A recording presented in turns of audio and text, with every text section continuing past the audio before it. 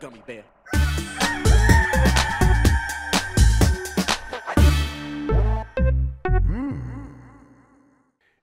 It's the internet. You're busy. Let's do this for April 3rd, 2023 for the next hour or so. Let me help you sort through the world of gaming on Game S Mornings Live with me, Jeff Grubb.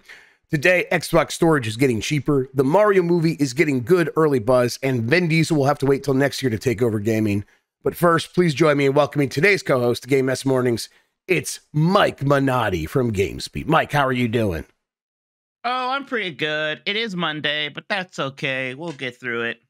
All right, so you got a case of the Mondays. You want to make a thing about Monday, or you want to just get into it with the wrestling? You want to yell at me? Because I tell you, my opinions aren't that strong about enjoying it. Like, so if you want to get it over with, I'm ready to do it. I know how much people love it when we talk about wrestling instead of video games for an extended period of time. Well, listen, that's why they have the step stool, so they can jump up my butt. The WrestleMania Day 1, real good. WrestleMania Day 2, pretty lacking. The finish was boring. I think part of me thinks it's a good idea to keep it on Roman. I know. I don't know if I see it. Well, look, I think Day 1 was like one of the best WrestleMania nights ever. Day 2 is actually really good. That's one of my reasons why I don't like the finishes, because it's I don't know, kind of overshadows a lot of that. I can't possibly imagine a universe where you have a better opportunity to flip that switch than right now. So many things can go wrong in wrestling, That's true. Jeff. So many people can turn against the person. Someone can get hurt. When things line up, and now's the moment, I think that's when you need to go for it. Also, this is a philosophical thing. I think generally in WrestleMania and the main event, the big thing, you have the face win. You make people feel good. You make them go home happy. So yeah, that's a whole thing. I was gonna say maybe we'll do a power bomb cast, but everyone's gonna be traveling, so not so much. But yeah, we'll do one. We'll do one when we get back. Is the plan, because okay. Dan was at WrestleMania, so when we get back from all the traveling, We'll sit down. We'll talk about it. A lot of it's gonna depend on what happens tonight at Raw. If they do what I want them to do, which, it's fantasy booking, that's never going to actually go how you want it to go. And really, this is the reason the finish was boring, is because it was just Solo Sikoa coming out again. It was just the Usos coming out in the middle. I think that if they have the bloodline fall apart and sort of they have to, if Roman Reigns starts relying on like other people outside of the family because he's lost faith in that, and I think that could be interesting. I don't know how long they could pull that off, but I think having him sort of reeling and doing stuff that like pits him against his former family, that could be, I think, pretty good for a while still. But you're right. Things are probably not going to line up this way again. I also really like Cody Rhodes, and I don't care who knows it. I do like Cody Rhodes a lot. Yeah, I mean, I followed his indie career, and then I was at All In, and it was AEW. I just like Cody. I always did like Cody. I liked dashing Cody Rhodes ever since he was like the little kid with the Triforce on his boots. I was like, I like him. Yeah. So yeah, Tucker Brown says he's the most boring motherfucker, and you know what? I like that too. I like that he's boring. I don't care. He is kind of boring in a very pleasant way. Exactly. Yeah. He's a very energetic kind of boring. Yeah. So. I don't listen. I don't think he's necessarily the next John Cena, but I think he's maybe the next best thing in terms of sure. Yeah, who is right.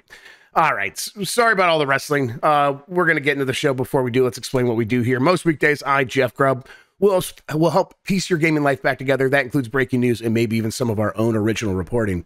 For all these topics, I'll get the input of a bona fide expert who will make me look smart. That's me. If you are watching live on Twitch, welcome. You can always listen to the show later on podcast feeds by searching for Game S Mornings, or find the RSS feed on giantbomb.com. You can also catch the show later with chapters and timestamps on YouTube. Hello, YouTube. Okay, we have a lot to get into, so let's start the morning mess with a cheaper 1 terabyte Xbox Series X expansion card is on the way. This comes from Jordan Midler at VGC. Guy. Ugh. I know, right? Can't trust him. Do not trust him.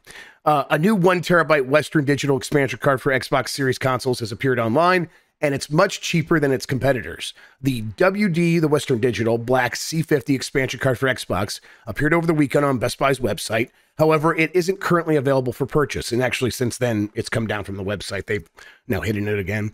The item would expand the storage of an Xbox Series console by 1 terabyte. When the Xbox Series consoles first launched in 2020, they brought with them a proprietary memory card in order to expand the storage of the machines. At launch, a 1 terabyte, 2 terabyte, and 512 gigabyte card were manufactured by Seagate. This new card will seamlessly set players back $180. This is significantly cheaper than Microsoft's previous offering of 1 terabyte at $220. This is good news, Mike. That price is still kind of high. I think $170 for 1 terabyte is still pretty high, but at least what this signifies is maybe finally there's some competition in this space where there's only been that Seagate thing for now almost 3 years, 2.5 years. Yeah, this is good news, right? Yeah, no, it's good news for the people who want this sort of thing. I've always just been fine with like consoles just deleting the games, right? Like how many games? Yeah, clearing the fridge, right? Yeah, yeah. It's not a very hard or long. She said too. Just delete things and reinstall them, right? It's very fast these days, so that's also what she said. Okay. So yeah, not anything I ever need, but sure, I'm glad that these prices are going down. Yeah, I think the real hope would be here that it's not just Western Digital coming in. So it's like, oh, Seagate and Western Digital going back and forth. You know, hopefully they can get maybe 2 or 3 other manufacturers in there so there can really be some price competition. Obviously, PlayStation does this completely differently. They basically let you put in any SSD that you can get on the market that supports the specs of the PS5. You know, and that those were pretty expensive at first. At first, those were priced right alongside what would have been, you know, $220 for 1 terabyte, 22 cents per gigabyte. But those prices have come down fast, and now you can get them for close to, you know, 12, 13 cents per gigabyte. So we're talking like $120, $130 when they're on sale for one of those. And that's, you know, that's really compelling. It's people don't like opening up their PS5s, or like most people. A lot of people are like, it's fine, it's easy. And it is an easy process, but people don't like that. So it's like, okay, there's still benefits to the card. Just pop it in the back. That's simple. But that's what she said. I think in the end, oh man, that's a terrible show. I just love I love taunting you and tormenting you like this when your voice is also hurting too. Yeah, it's like I feel fine, like I got over my cold, and it's like, but somehow like today my voice is just like gonna be a little bit out there. It's not really gonna work. The voice is gonna come back someday, just not today. Yeah, I don't know. This is good news. I already have the 2 gigabyte one. I'm not gonna get another expansion card, although, you know, I did pry that one open when I first got it because Microsoft sent it to me and I wanted to see what was in there. And so it's like a bit rickety because I didn't do a very good job when I put it back together. So I don't, maybe that thing will fall apart, and I'm glad that there will be other options. It's like the rest of your life. Yeah, exactly. Right. It's a metaphor. The SSD is a metaphor. It's falling apart, and people call it a hard drive instead. Oh, that's not like my life at all. All right, let's move on here. The Super Mario Brothers movie's first reactions are out, and the general consensus is that it's entertaining but formulaic family fun. This comes from Darren Bonthus at GameSpot. Ahead of its release later this month, the social media embargo has lifted for the Super Mario Brothers movie, and as expected, Illumination's adaptation of the beloved Nintendo IP is winning many critics over. A combination of family-friendly storytelling, slick visuals, slick animation, and a mostly solid cast of celebrity voice actors is proving to be a strong combination. And for longtime fans of the franchise, there's no shortage of Easter eggs either. Most of the shoot, dude, Easter eggs? No, I can't wait to get on Easter eggs. I'm going to go on YouTube and I'm going to watch like 18 videos about every Easter egg in the movie. That's how I enjoy myself. 20 things you didn't notice about the Super Mario Brothers movie. Most of the positive buzz describes the film as a love letter to the entire Mario series, and several critics have noted that composer Brian Tyler has crafted a powerful score for the film. Oh, that's one thing I have noticed. A lot of people are like, the music is incredible.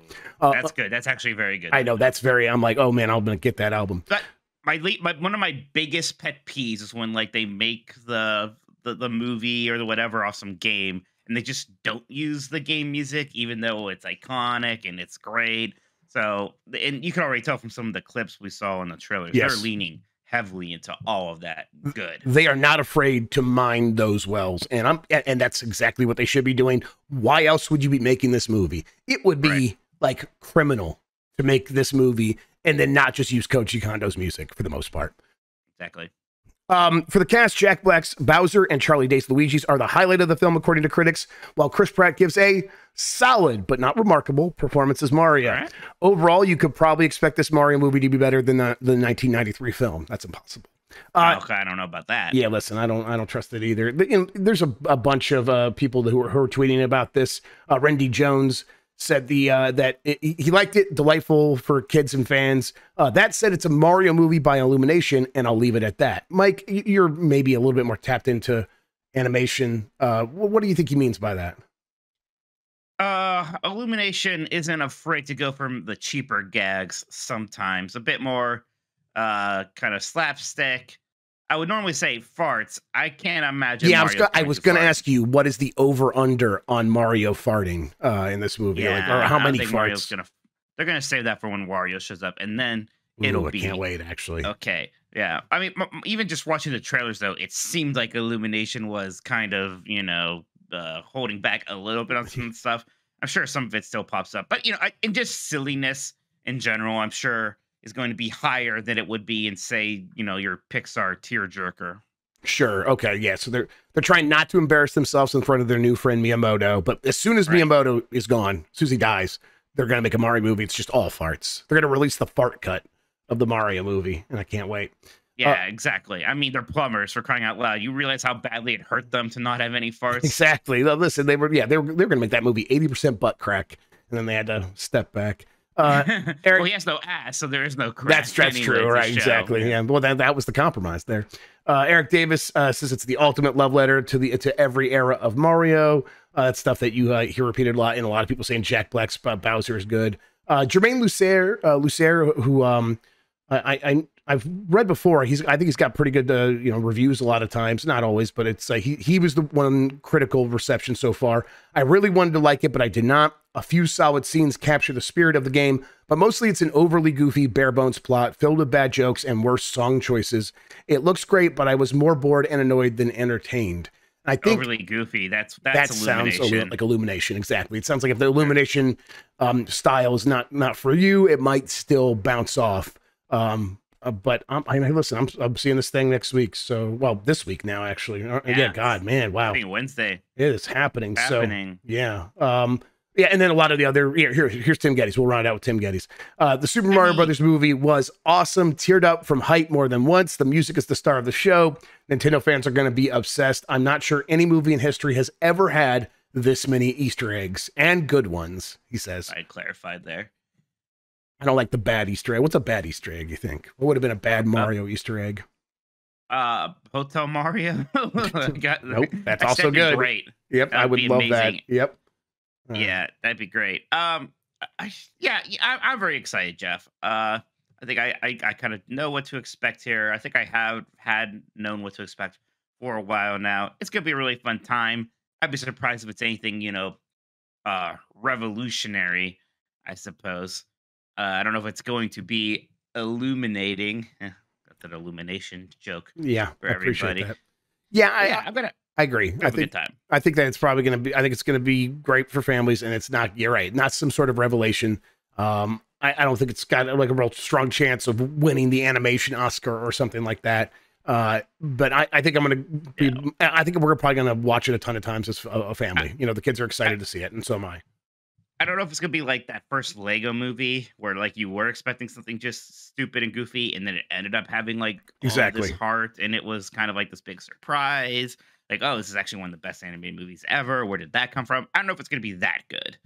And I'm always wary of like the positive responses that come out after these things. I'm still burnt from that last Mortal Kombat movie. I remember, like after that, I was like, "Wow, we got back from the red carpet. It's amazing." And then you go and see the new Mortal Kombat movie. It's like kind of boring. Really yeah, boring. And it's like, okay, are you guys sure? Yeah, and this happens all the time, right? With these red carpet things, people come out. They're usually buzzing from having a good time, and that rubs off on the movie. And I definitely have felt that too. I'm also wary of these. I got to do that one time. It was the Warcraft movie. I got to be there for that, and it was fun. We go to this little party. They have the guy who is Leroy Jenkins there, and he's screaming, I'm Leroy Jenkins. We get to go on the red carpet. Then we get to go inside our little theater, and the director comes out, and we get our free popcorn, and we're at the big famous theater, the one that they made the better version of in Disney World, the Grand's Chinese theater. Yeah, it's fun, but sometimes that experience isn't quite the same when you go to your local shitty multiplex. Yeah, exactly. I'm gonna be basically the plan is we're doing Super Nintendo World and that stuff, and then kind of bouncing around, going right to this movie. Super Nintendo World, real quick. I want to check in. What should I know about trying to get like reservation? Is it just the app, and I got to wake up early? Is that really all there is to it? I imagine. I don't know the specifics. Each park is different, even if it's the same company. Like right. How you do these things for Disneyland is different for how you do them for Disney World. Oh, weird. So just make sure you Google it. People, I'm sure, will know, and just do what they say. I imagine you are going to have to wake up. If it's Disney World, you need to like wake up before 7 and have your whole party on that app, everyone refreshing and trying to get your reservation right when the clock turns 7. All right, you heard him, Jan. We'll have to make this happen. I really want to eat at that Toad restaurant, so that's the thing, man. I think it has a really long wait. I've heard like 5 hours. So 5 hours. If it's 5 hours, it must be a check-in and come back 5 hours. There's no way people are standing in line for 5 hours. Yeah. That's I assume that too. So you know what? I'll Google it. I'll figure it all out, and you know what? I'll come back and report about it and stuff. I just need to eat a toad, Mike. I need to see what it's like. Yeah, well, it's weird when they roast one up whole and they do mostly just look like a toad, but with like the dead eyes and they're all kind of burnt, but they taste really good. Yeah, that's what makes the mouth water. All right, let's move on here to the Vin Diesel news of the week. Arc 2 delayed to 2024, but a new Unreal Engine 5 version of the original game is coming soon. This comes from Eddie McHugh at GameSpot.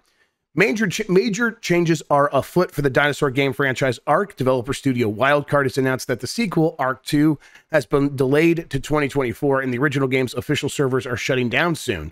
The third major announcement was a new version of the original Ark called Ark Survival Ascend, which will take the place of the original Ark and looks to deliver a number of meaningful improvements. Starting with the delay, Ark 2, which features the actor Vin Diesel, is now scheduled to launch at the end of 2024 on PC, Xbox, and Game Pass. It was previously set to be released sometime in 2023. Explaining the delay, Studio Wildcard said the pushback was in the best interest of the game and the development team.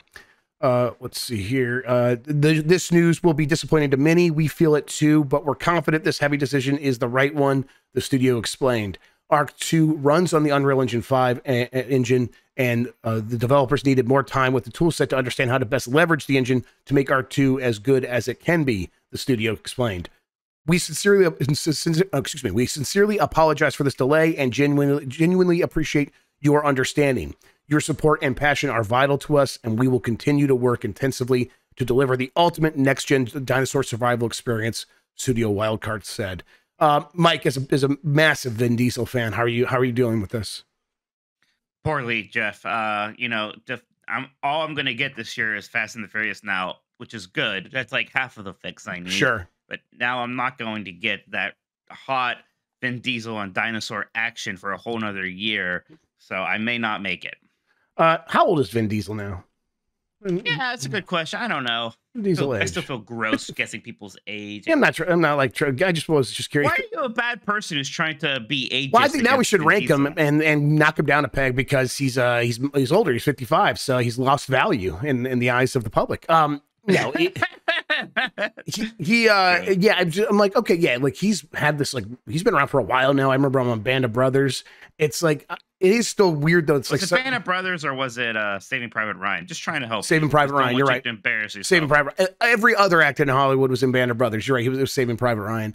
I don't even see either of those things. I think they're scary, so I don't watch them. Well, that's weird. But it's still strange that like he's the face of this video game in my opinion. But I kind of also don't know where Ark 2 fits into this whole idea of, hey, Ark 1 was a game that ran for a very long time.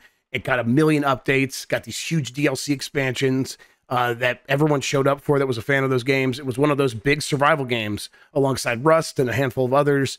And still a lot of people play it. and now we're going to do a sequel, and it's got Vin Diesel in it, and you're going to play as Vin Diesel, or you're going to be in Vin Diesel's family. Who knows? But he's there, and it's like, man, that just feels very different than where the world that Ark originally came from. And I wonder if they're like sort of stepping back from that a little bit and being like, maybe we should just be focused on the original Ark. I don't know. What do you think? I don't know. Didn't the whole thing happen because Vin Diesel likes Ark? Oh yeah, I think so. Probably. I mean, that's what he does most things for, right? Like he's like a D&D fan, so he's always like, I'm gonna make one of those, and he's like, I really liked being Riddick, Riddick, is it? Riddick. Thank you. I really being Riddick, so let's make a bunch of those movies. Yeah, I think he does like Ark. Yeah, it seems a little weird. That's a pretty big boy delay for Ark 2. Yep. Then that's a really interesting thing to do with Ark 1. Again, almost like they are just like, this is a good learning exercise for us to port the game over to a new engine, I guess. We'll see. I always wanted to try this game just because I like dinosaurs. I was like, well, that'd be fun. I'm always so weary of these survival games for some reason. Ark's They just don't sound very fun for whatever reason. Ark is, it's got a lot to do in it. You can go out there and do the survival stuff. You can do the building stuff, or you could do the like dinosaur egg raising game or whatever, where you're just gonna like, I'm gonna raise all my baby dinosaurs, and then they're gonna grow up to be things I can ride. At least that's my understanding of how it works. I know you could definitely like have your dinosaurs that you definitely raise and things like that. It's cool. Like when I've played in preview sessions for the game, when I was covering it, they would give me like in-game characters that had all this stuff unlocked. It's like, oh my god, I have all these abilities and all these things I can work with, and all these cool dinosaurs, and they have cool battle armor. It's like, oh yeah, but I'm surprised. I'm like, I get why this game is successful, because it's not a lot of other games which is like, here is a bunch of awesome dinosaurs you can ride, and they got cool horns, and here's one that flies, and yeah, it's a cool idea. I expect that Ark can sustain itself with that original game for quite some time longer. Ark 2 is sort of, it's like phasing into this area where I'm like, does that actually ever even come out? And I'm not certain right now. Right now, I think there's a chance it never does. Maybe. But all that Vin Diesel work, all the capture they've done, imagine all the lines they've recorded. Come on, you can't throw that away. It would be the great lost art of the century. Yeah, I was going to say that would be a travesty, and it would be inexcusable if we would do that. Honestly, that's what they should just abandon Ark 1 right now, because Ark 2 is more important because of our boy Vin. All right, Xbox Game Pass is losing its own exclusive Quantum Break soon. This comes from Eddie McCoo at GameSpot. Xbox Game Pass is losing an exclusive game soon, as Quantum Break is listed in the Leaving Soon section of the Game Pass app alongside 6 other titles that are set for removal. Eurogamer spotted the listing, and GameSpot has seen it as well. Games get removed from Game Pass library on a regular schedule, but Quantum Break's upcoming removal is noteworthy because it's a console exclusive Xbox game. Developed by Alan Wake Studio Remedy, the game was released in 2016 at a time when Microsoft was pushing into the area of TV programming. The game, which features actors Shawn Ashmore, Aidan Gillian, Dominic Monaghan, and the late great Lance Reddick, featured both gameplay and live-action sequences. It's not the only Xbox exclusive game to leave Game Pass, though, as Microsoft has removed Forza titles previously. However, those titles were removed due to music licensing reasons. Exactly why Quantum Break is getting cut is unclear. This is weird, right, Mike? Yeah, that's not a good look. All that live action stuff, maybe there's something there that has a copyright issue. But yeah, it's just a bad look. It already feels bad, Jeff, when games leave Game Pass. I think it's actually probably a bigger problem than we ever acknowledge. I agree. It just doesn't feel good. And I know it happens with all these other services, things leaving Netflix. And you get a discount, so if you want to buy the games, and they're so all available to buy. So it's like, I get it. But I agree with you. I think whenever I see a game leaving Game Pass, I'm like, oh, that sucks. Yeah, it feels like really bad. It also feels bad when I want to play a game and I know it was on Game Pass and I check and it's not there. Oh, yeah, anything that you downloaded because it was on Game Pass, and then you go to play it, and it's like, oh, you don't own the license to this. I'm like, what the fuck? Oh, it's not on Game Pass anymore. That's real rough. That's real rough stuff. I hate that, actually. Right. Like, I think there should be a bigger effort. And I know it's rough, especially with the third parties, because you are making deals. Yeah, right. This is the reality. Times. Yeah. What are you going to do? But your first party stuff, you got to do everything you can to make sure that you still have your Quantum Breaks and your Forzas on there the entire time. And like I don't want to overstate it and act like Quantum Break some giant No, game. I did not like the Quantum kids Break. can't get enough of Quantum Break. Yeah, the but kids are all talking about it. right. But you can't let this happen to say like a Gears of War or something in the future. Yeah, it's I mean, it could be any number of things. Yeah, that the live action video, you're right, could be Remedy and Microsoft have gone their separate ways, and so Remedy or Microsoft just didn't renew whatever license they would have had with this stuff. I mean, all that stuff's possible. When did that game come out? It would have been It's pretty early Xbox One game, not a launch game, but like maybe that first year. Yeah, so that would have been up almost 10 years ago. Like, yeah, right. We're getting there. So, man, okay. So that it's probably in that range where it's like, if they wanted to keep Quantum Break coming, like, well, when you have Quantum Break 2, of course, we'll just renew the license then. So, okay. That's some bad news about that. I am excited for Alan Wake 2. I know it's kind of slipping through the cracks of all these other big sequels coming out this year, but I just played Alan Wake 1 for the first time last year and actually liked it a lot. So, yeah, I'm excited. Right. Some people in the chat were like, hey, maybe they could do like a remaster of Quantum Break. They are working on a lot of stuff. Think there's any chance they're also going back to Quantum Break? 'Cause that seems like maybe not the best use of resources, but that's my opinion as someone who did not enjoy Quantum Break. No, I do not think so. Like you said, they don't really have a great relationship with Remedy. And I mean, not a bad relationship, but they did not end up buying Remedy. Somebody else did. I don't think there's going to be a Quantum Break 2. It wasn't this giant hit in the first place. No, I think that's pretty low on the list of things to go back and remaster. Yeah, I can't even remember all the things that they're working on, but yeah, like Alan Wake 2 definitely being one of the primary ones. There's a bunch of others though. Right, well, there's some multiplayer component, like a multiplayer take on Control is happening. Right. They announced that. Yes. I think they even did announce Control too. They did, yes. So yeah, there's a lot happening over at that studio. All right. Konami has opened a new studio in Osaka. This comes from Chris Scullion at VGC. Konami Osaka Studio is located at the Osaka Umeda Twin Towers South Business Center and will follow the mantra "Creators First," according to Konami.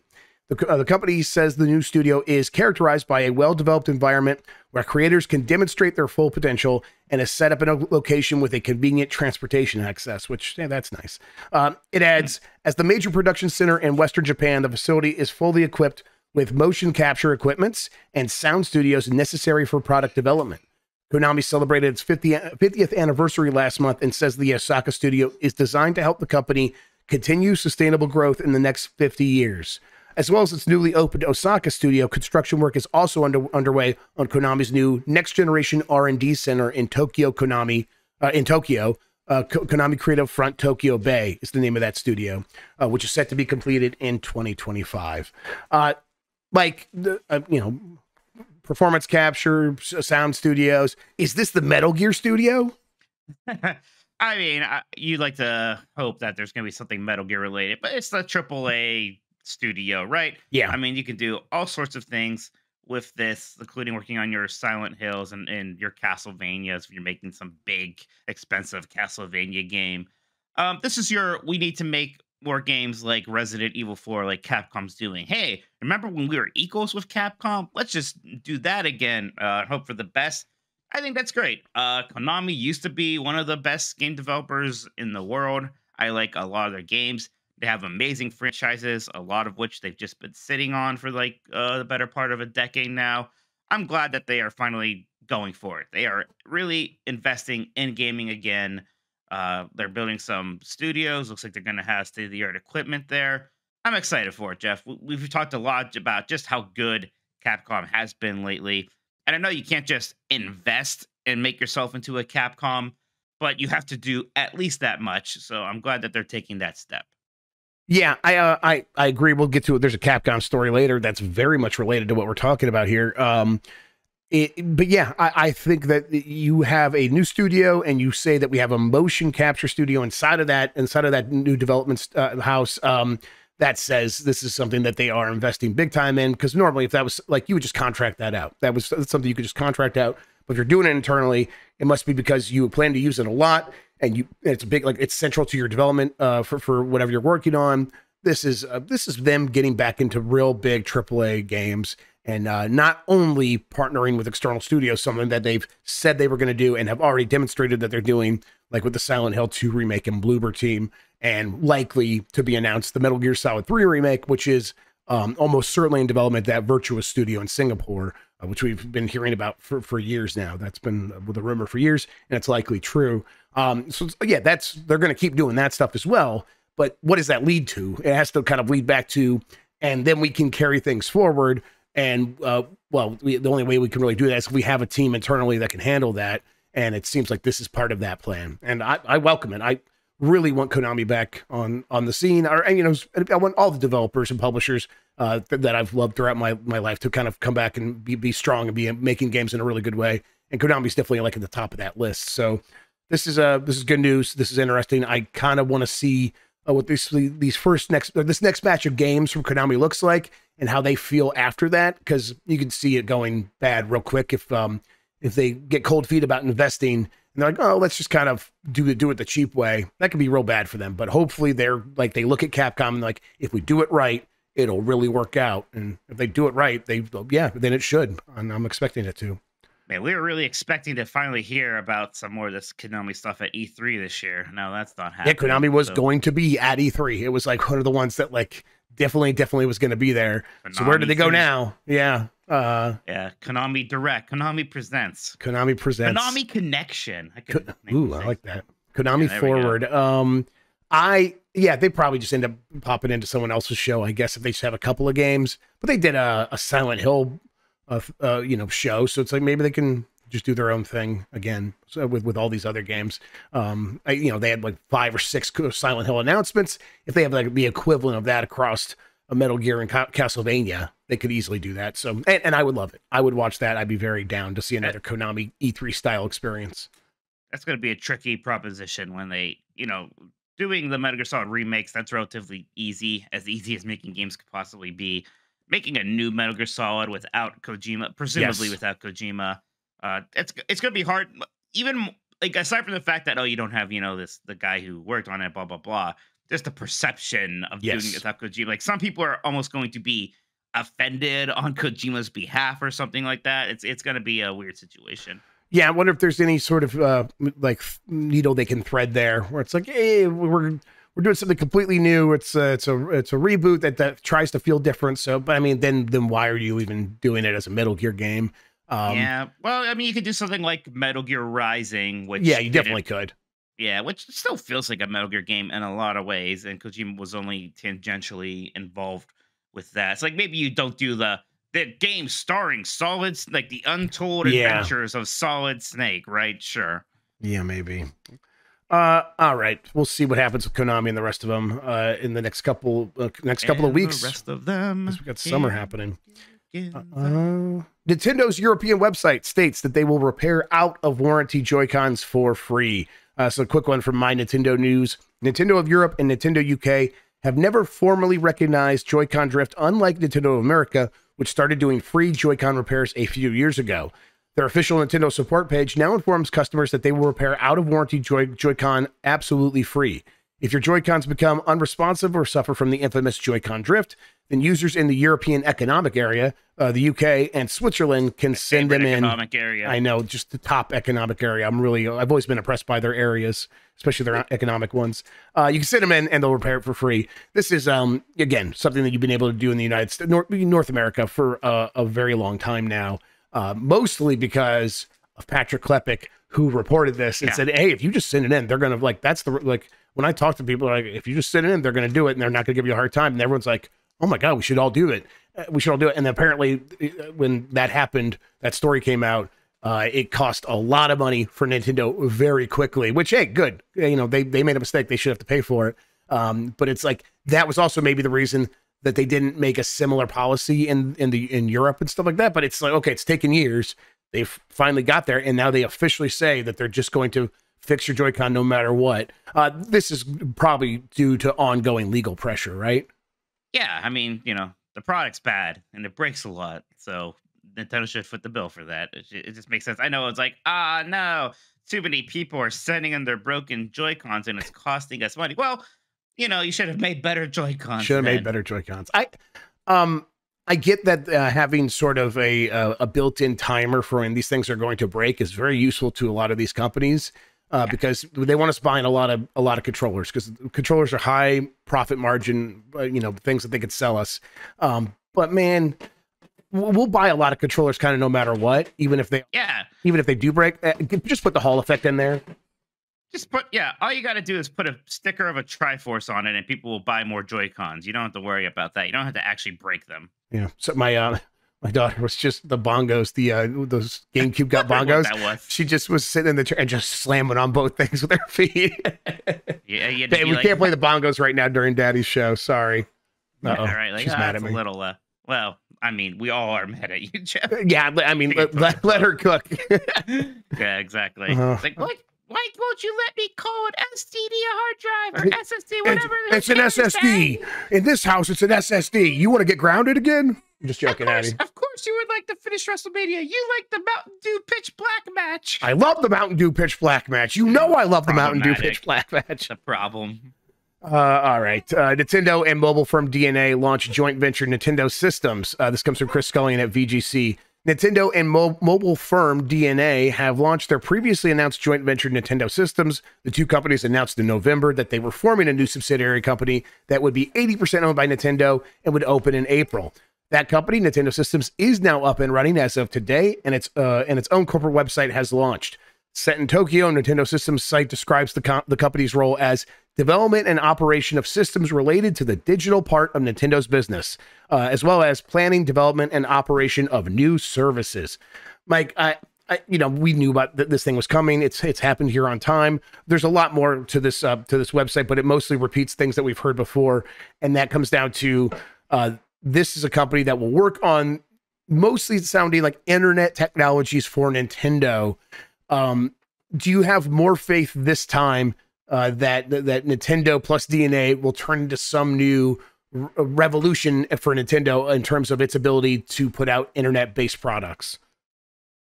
Maybe. Again, this is an investment towards that. It feels like a big deal. The fact that it's not just Nintendo gives you some hope, right? Yeah, but I mean, okay, the reason I phrased it that because when the Switch launched, it was like DNA's coming in, and they're going to work on the back end stuff. They're going to do all the things we did or maybe it was Line back then. Is if DNA's not Line, maybe those are just two different things. But it was like, oh, we're working with like a company that knows how to do the internet, and so they're going to help us do all that stuff. And then that never really turned into anything. And now they're like, well, now we're forming a company 7 years later, and now we know how to do internet stuff. I'm like, what? Really? Is this going to change things? I mean, you're right. This time it isn't a big investment. Although I think there was an investment in DNA last time. So I'm just like, part of me thinks no matter what sort of companies they start up, whatever initiatives they build, Nintendo can't help but be so obtuse about the internet. It's just built into their DNA. Yeah, that's cute. Thank you. It feels like what exactly would this look like, right? Like, what are we expecting here? Like, what could it be? I have no idea what to expect except for continued maybe they'll make the eShop run at a decent speed. That would be a good start, right? Yeah. I mean, listen, after using the 3DS eShop again recently, I'm like, oh, okay, the Switch eShop's actually great. Never mind. Well, we're good. Yeah, but yeah, never mind. Oh, this is great. Yeah. That's the thing. They always get a little bit better each time, right? So I'm sure the next Switch will have better online stuff. I hope. It's not like it's gonna suddenly feel as good as being on an Xbox or a PlayStation with all of that. No, definitely not. Nintendo Systems, man, that's a weird thing to call us because when you say Nintendo Systems, I think of something very different. Yes, me too. Yeah, it's like, and now they're going to mean what Nintendo's various online systems. No, that's weird. I'll say that I think that this is probably about Nintendo looking at what works for other companies, at least somewhat, in terms of what enables these companies to make long-term revenue and reliable revenue. And it is, it is online services, it is subscription services and microtransaction payments. And Nintendo clearly sees that with its own stuff so far. I think they are trying to okay, we've previously built that out as here is the Nintendo Switch and its online service, Nintendo Switch Online. I think what this is going to be is, no, let's build Nintendo Online And then everything that we put out just hooks into that. And they've already clearly started moving in that direction. But I think what they're saying now is we're going to build sort of a permanent solution that really puts that stuff, you know, front and center so that we can have this consistency of revenue that all these other companies have. What, you know, again, how that manifests, like you said, like what does this actually look like? No idea. I hope they're just working on Discord integration, right? I hope we just get Discord on the Switch like everything else. It still was like an all-time embarrassing thing when they had that app. It was like, this is how you use Nintendo's they still have that app. You can still use that app, but that, yes, when that thing first came out, it was really just like they do not get it at all. The usage on that app has to be so low, Jeff. How many daily users are on the phone Nintendo Switch Online app? And they must have that data. They must know, oh, I guess that was stupid. You would hope, but who knows? I mean, I'll never, I'm sure I've said this on the show before, I'll never get over that Splatoon online communication solution where it's like, here is, I think it even like looked like a Squid Kid. Like, here's a little thing where you can plug in the headphones for your Switch, but then you can also plug in your phone so you can hear both things at the same time. And it's just this dangle of wires hanging off your Switch. And it's like, what? This was not the answer, guys. This is, if you have to sell something like this, you've messed up really bad. And yeah, exactly. Now I have Zoomers yelling at me that they like it for Splatoon 3. Oh my God, people like it. I can't actually handle that, guys. Please just lie to us and tell us you don't use it. Please just tell me you use Discord instead. I can't handle that, guys. I think that's what we did use it for. It was like Splatoon when we tested it out all those years ago. Splatoon 2 was like the first one people used. Yeah, that's right. Smash Brothers. Oh my God, guys, please. Gross.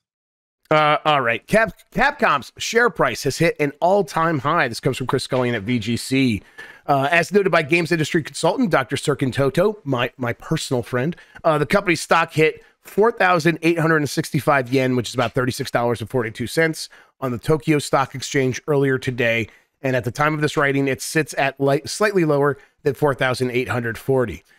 This marks the highest share price in the history of the company and the latest sign of the continued growth in a company which, this time 10 years ago, had a share price of around $2.92. Mike, that is massive. That is wow. That 10x growth, more than 10x growth in 10 years. That is just huge. The latest surge can be attributed partly to the success of Resident Evil 4 Remake, which sold over 3 million units in its first 2 days. Capcom has said in January that it was on course to sell more games in a fiscal year than any other in its history. The company said it expected to sell 40 million game units by the end of the fiscal year ending March 31st, which they almost certainly hit because Resident Evil 4 was a massive hit. I mean, Mike, this is a good company putting out good games and seeing good results. It's that simple, right?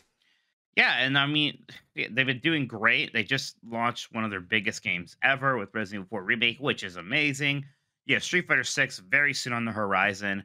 And, you know, like, I want to say, oh, maybe the future can't be as good, but, you know, they're going to be announcing a Monster Hunter World 2 probably any moment now, and that'll be their really big game for next year, and that'll probably just become the best-selling Monster Hunter game, and so that's going to be huge.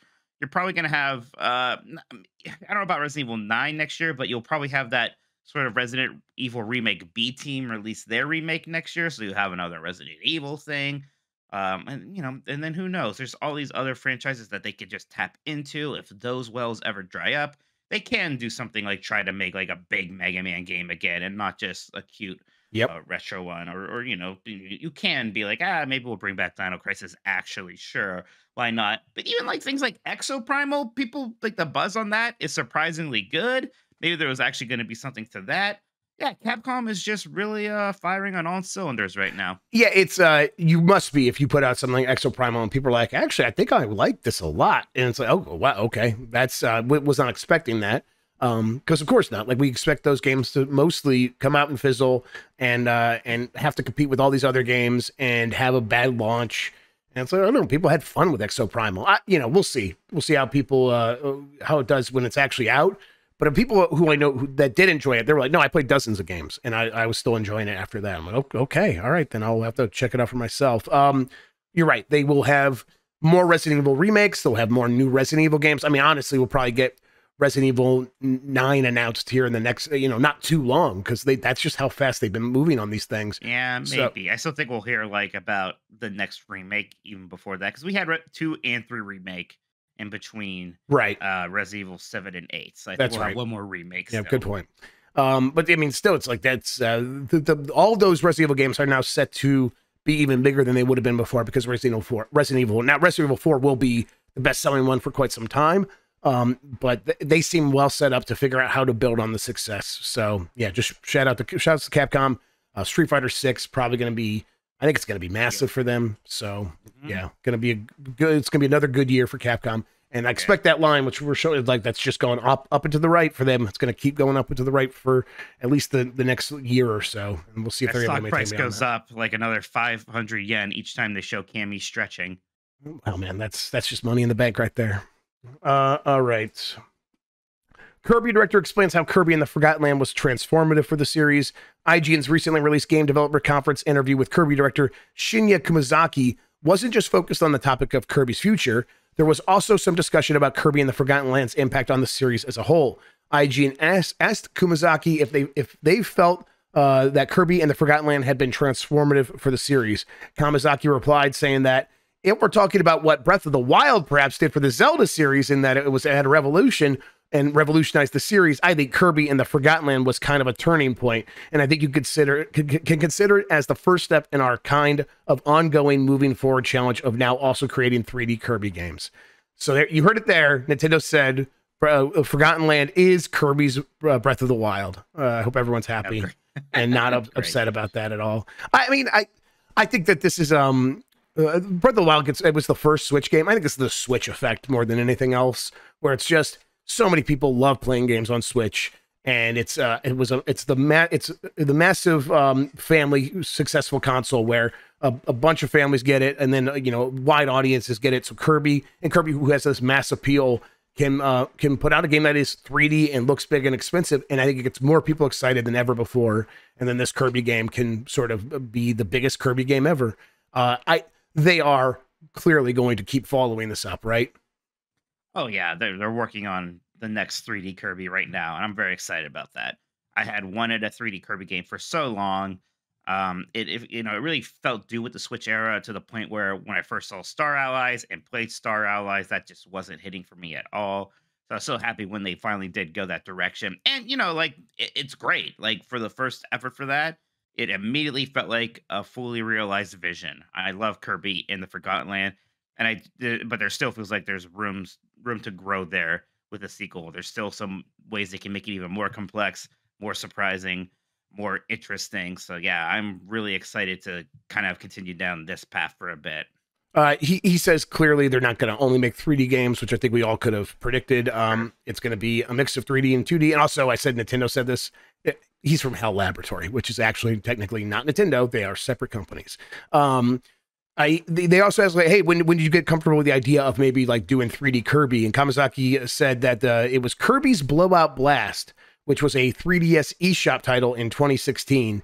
He said, with titles like Air Ride, we had the environment to create a 3D game, but it's the creative skill and experience that we didn't have as much. And we wanted to really be able to experiment and see if that's something we could bring to the mainline series. We understood the hurdle for creating a 3D Kirby game was going to be high. And really, with Kirby's Blowout Blast is when I looked into some of the previous challenges and the series had, and really tapped into the experience that people have gained.